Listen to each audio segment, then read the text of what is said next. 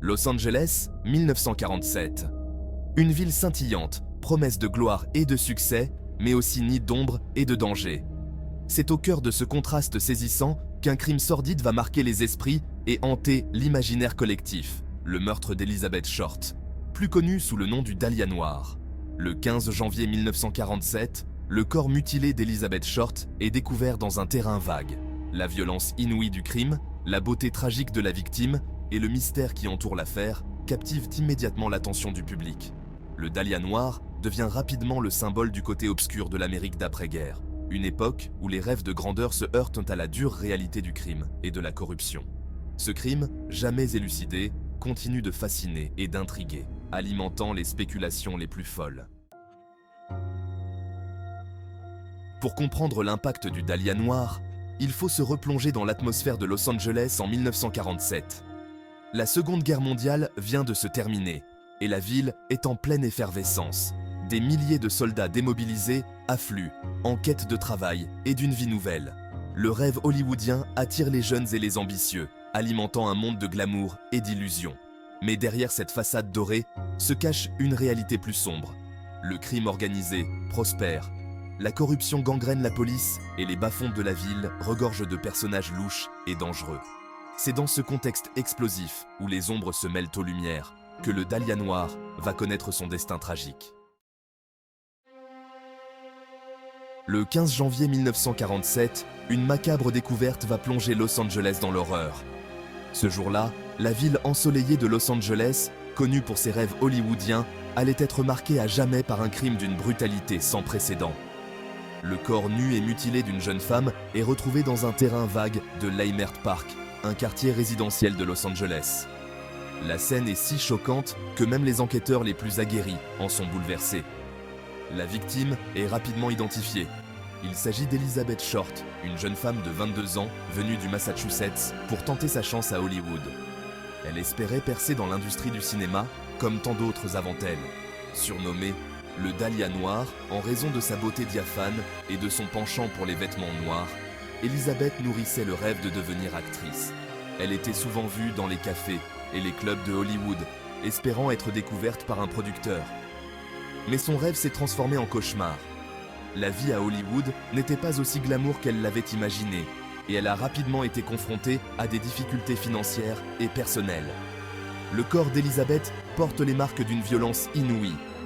Les enquêteurs découvrent des indices qui révèlent l'ampleur de la cruauté dont elle a été victime. Il a été coupé en deux au niveau de la taille, vidé de son sang, et son visage a été tailladé d'une oreille à l'autre, lui donnant un sourire macabre. Cette mutilation rappelle des scènes de films d'horreur, mais c'était bien réel. L'autopsie révèle qu'elle a subi des tortures atroces avant d'être tuée. Les détails de son calvaire sont si horribles qu'ils choquent même les médecins légistes. L'horreur du crime glace le sang de la ville et la presse s'empare immédiatement de l'affaire. Les gros titres des journaux ne parlent que de cela, et l'affaire du Dahlia noir devient l'un des crimes les plus célèbres et les plus mystérieux de l'histoire de Los Angeles. La police de Los Angeles se retrouve face à une enquête complexe et déroutante. Les détectives sont confrontés à un puzzle macabre qui semble de plus en plus difficile à résoudre à chaque nouvelle découverte.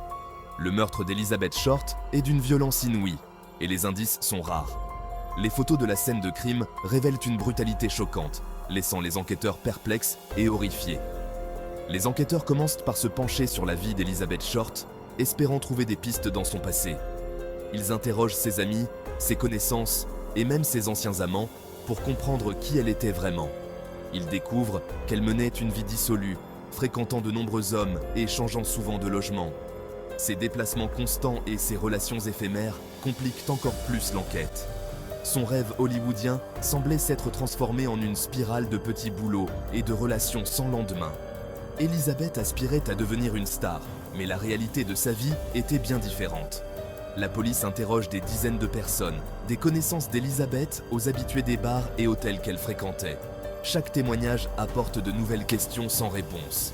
Des centaines de pistes sont explorées, mais aucune ne mène à l'assassin.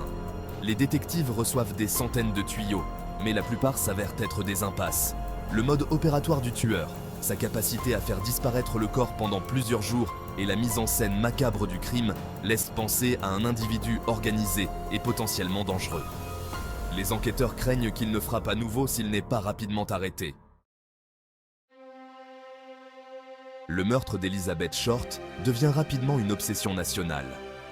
La presse, avide de sensations fortes, s'empare de l'affaire et la surnomme le Dahlia Noir. Les journaux publient des articles à sensation, souvent à la limite du voyeurisme, sur la vie privée d'Elizabeth Short. Sa beauté tragique, son rêve brisé et les détails sordides de sa mort fascinent et horrifient le public. L'affaire devient un véritable feuilleton médiatique, alimenté par les rumeurs, les fausses pistes et les témoignages douteux. Des dizaines de personnes se présentent à la police, prétendant être l'auteur du crime ou affirmant avoir vu Elizabeth Short en compagnie de son meurtrier. La pression de l'opinion publique est immense et la police de Los Angeles se retrouve sur la sellette, accusée d'incompétence et de corruption.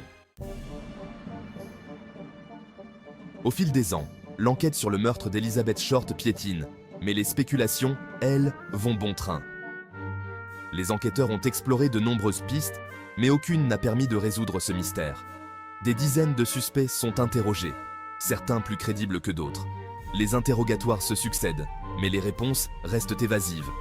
Parmi les suspects les plus souvent cités, on retrouve George Odell, un brillant chirurgien au passé trouble. Sa réputation et ses compétences médicales en font un suspect de choix. Son fils, Steve Odell, deviendra un enquêteur convaincu de la culpabilité de son père, accumulant les indices et les témoignages. Il consacrera des années à cette quête, cherchant à prouver l'implication de George Odell. Un autre suspect, Leslie Dillon, un employé de morgue, a également attiré l'attention des enquêteurs. Son comportement étrange et ses connaissances anatomiques le placent sous les projecteurs. Sa connaissance du corps humain et son comportement suspect en ont fait un suspect idéal. Mais aucune preuve tangible n'a pu être retenue contre lui. Les enquêteurs restent frustrés par l'absence de preuves concrètes. La rumeur a également circulé qu'Elizabeth Short aurait pu croiser la route d'un tueur en série notoire, comme le tueur au rouge à lèvres qui sévissait à la même époque. Cette hypothèse ajoute une couche supplémentaire de mystère à cette affaire déjà complexe. L'enquête sur le meurtre d'Elizabeth Short a été menée avec les moyens limités de l'époque. La police scientifique en était à ses débuts, et les enquêteurs ne disposaient pas des outils modernes comme l'ADN ou la criminalistique de pointe. Les empreintes digitales étaient relevées de manière artisanale, et les analyses de sang étaient loin d'être aussi précises qu'aujourd'hui. La police devait souvent s'appuyer sur des témoignages souvent contradictoires, des rumeurs et des intuitions. De plus, la corruption qui gangrenait la police de Los Angeles à l'époque a sans doute entravé l'enquête. Des preuves ont peut-être été perdues ou détruites, et des pistes prometteuses ont pu être ignorées ou étouffées. Malgré ces obstacles, les enquêteurs de l'époque ont déployé des efforts considérables pour tenter de résoudre ce crime odieux. Le meurtre d'Elizabeth Short a profondément marqué l'imaginaire collectif et a inspiré de nombreux artistes, écrivains et cinéastes. Le mythe du Dahlia Noir est né de la rencontre tragique entre la beauté, la violence et le mystère. Des romans, des films, des chansons et même des bandes dessinées ont été consacrés à l'affaire, contribuant à alimenter la fascination du public pour ce crime non résolu. L'un des exemples les plus célèbres est le roman Le Dahlia Noir de James Ellroy, adapté au cinéma par Brian De Palma en 2006. Ces œuvres, bien que souvent romancées, participent à la construction d'une mémoire collective autour du Dahlia Noir et témoignent de l'impact durable de ce crime sur la culture populaire. Malgré des décennies d'enquête, le meurtre d'Elizabeth Short reste un mystère non résolu. Aucune arrestation n'a jamais eu lieu et l'identité du tueur du Dahlia Noir reste une énigme. L'affaire a été officiellement close et rouverte à plusieurs reprises, chaque nouvelle génération d'enquêteurs espérant percer le secret du Dahlia Noir. Mais le temps a passé, les témoins ont disparu et les preuves matérielles sont rares. L'ombre du Dahlia Noir continue de planer sur Los Angeles, un rappel macabre d'un crime atroce et d'une époque révolue.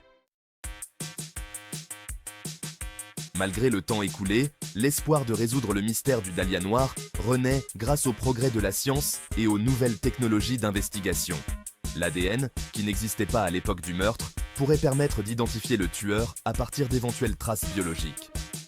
Des enquêteurs amateurs, passionnés par l'affaire, continuent également de se pencher sur les dossiers, utilisant les outils modernes de recherche et de communication pour explorer de nouvelles pistes et réexaminer les anciennes. Des sites internet et des forums de discussion dédiés à l'affaire permettent d'échanger des informations et de confronter les théories. Si l'identité du tueur du Dahlia noir reste inconnue, l'espoir de la démasquer un jour ne s'est jamais éteint. Le meurtre d'Elizabeth Short, le Dahlia noir, demeure l'un des crimes les plus énigmatiques et fascinants du XXe siècle. La violence du crime, la beauté tragique de la victime et le mystère qui entoure l'affaire continuent de captiver l'imagination. Le Dahlia noir est devenu un mythe, un symbole du côté sombre d'Hollywood et de la fragilité des rêves. L'affaire, non résolue, continue de hanter les esprits, rappelant que certains mystères restent impénétrables, même avec le temps et les progrès de la science. L'histoire du Dahlia noir est un rappel brutal que même dans la Cité des Anges, l'obscurité peut triompher, laissant derrière elle des cicatrices indélébiles et des questions sans réponse.